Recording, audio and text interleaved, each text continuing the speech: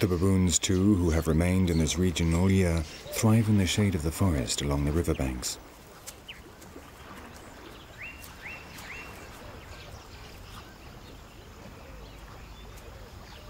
The dominant males never lower their guard.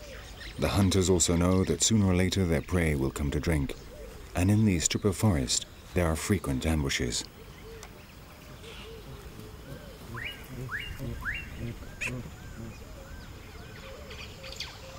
The risk is worth it.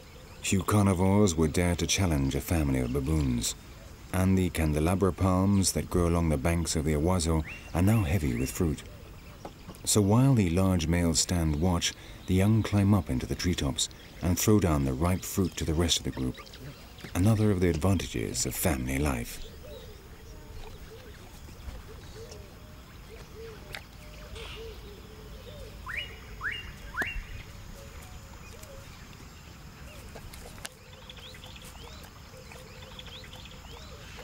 Among the shadows of this same forest, just a short distance from the baboons, two Kirk's dik-diks nervously keep watch as they eat.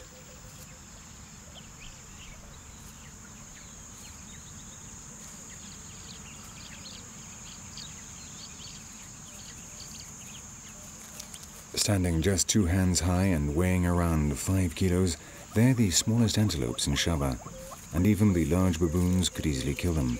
So they nervously graze, never wandering far from the protective undergrowth.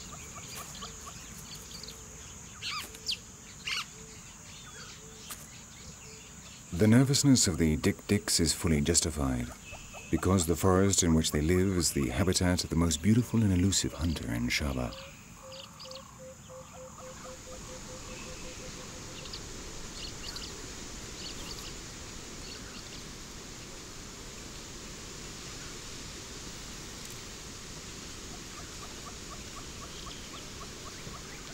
The leopards spend most of the day hiding in the boughs of the acacia, where their mottled skin makes them invisible.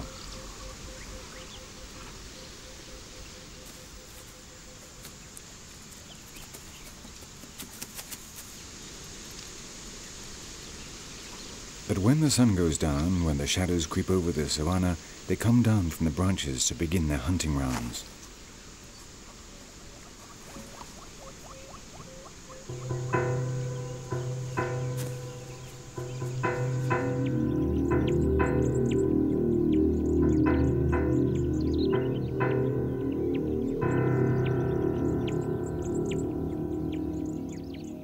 The time of the hunters has arrived.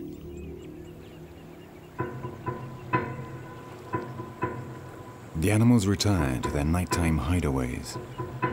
Life on the savannah offers no truces, and the night of Shaba fills with living shadows, prowling around in the eternal game of life and death.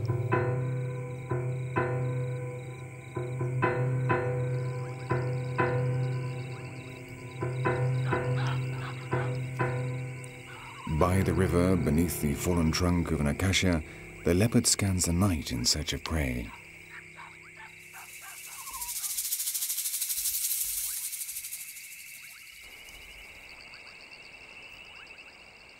Its hearing and sense of smell receive the information of everything alive and moving about under the cover of night.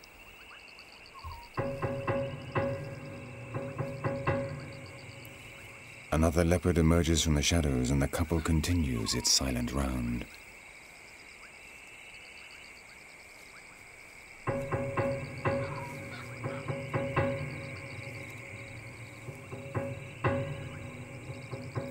From the river come messages of potential prey, but the water and the crocodiles place them beyond their reach.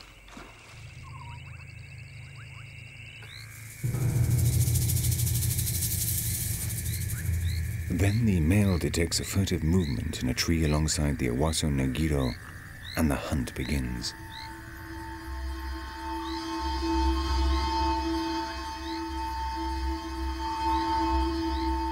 The female waits at a certain distance. Only if the prey is large will she come to the aid of her companion. Silent as a ghost, the leopard approaches the base of the tree in which the prey hides. Its senses are alert, waiting for fresh signs. And then a new sound is heard.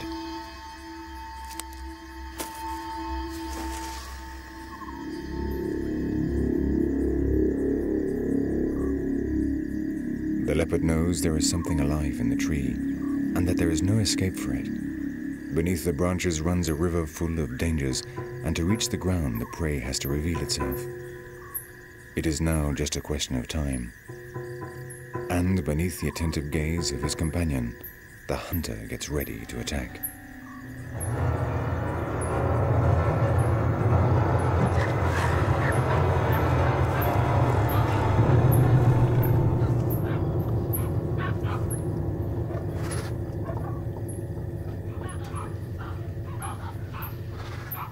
A last movement reveals a monitor lizard, provoking the reaction from the leopard. For the terrified lizard, this will be his last night on Earth.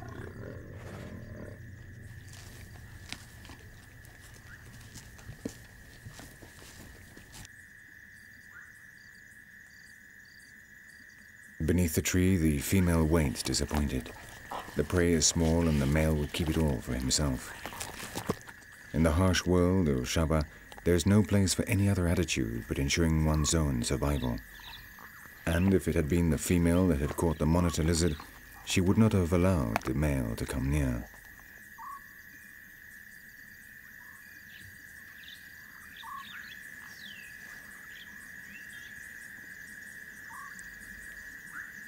Having devoured his catch, the male comes down from the tree to join his mate.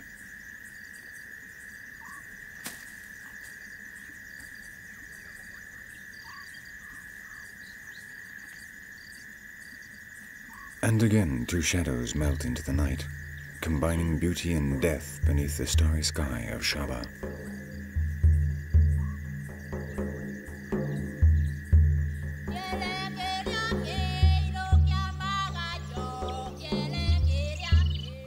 Shaba is a fascinating land beyond the influence of man, a world in which life is a series of stark contrasts, where hardship gives rise to beauty and survival imposes constant tests.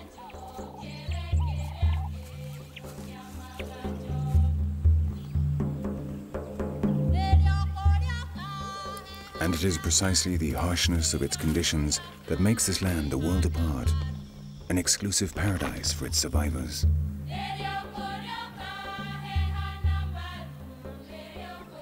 With the return of the dry season, Shaba goes back to the beginning. Little by little, drought sets in. And again, God and the devil alternate until they become one and the same, with no beginning or end, in the perpetual cycle of life.